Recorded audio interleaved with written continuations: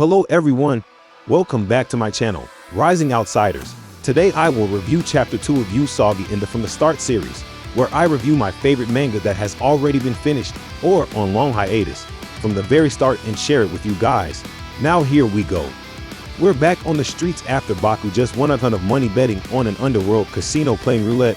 Beiji is telling Baku he is going to pay all his debts, but Baku's mind is somewhere else as he shows the truth of the underworld to Beiji, telling Beiji that he doesn't have to pay this money to the gangsters that are pressuring him to pay.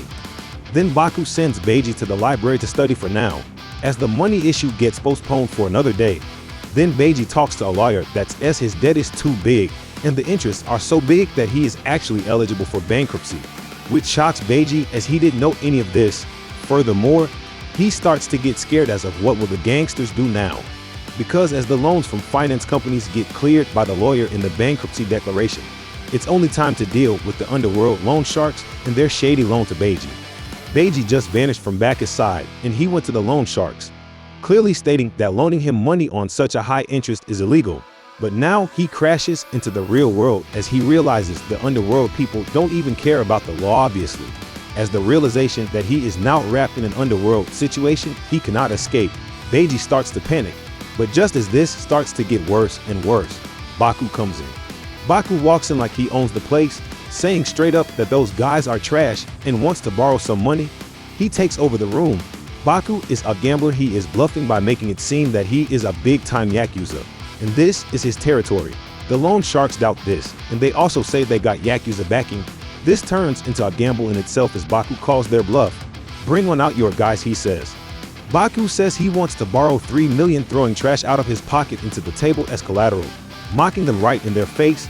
The loan sharks say they don't handle those amounts in loans.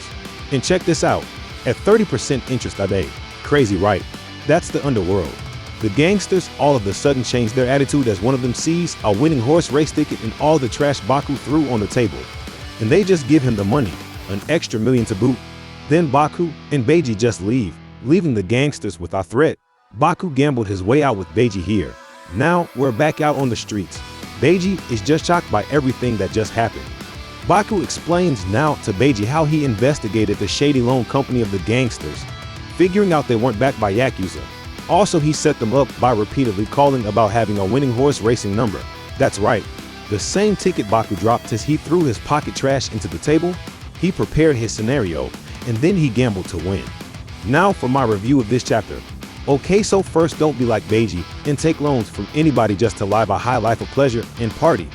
It's just gonna explode in your face with all kinds of problems. Just like Beiji now. He just now realized that there is a whole other world existing below ours that doesn't follow the law or rules, and it's filled with so many dangers that is impossible to escape by a normal person like you and me. This is a great chapter to realize how Baku the Light Eater sees the world. Almost every situation is a gamble. And as Baku says, gamble to win always, just like he did. If you like my video, please consider sharing, subscribing, and also tell me what you thought of it in the comments. We will see each other next time.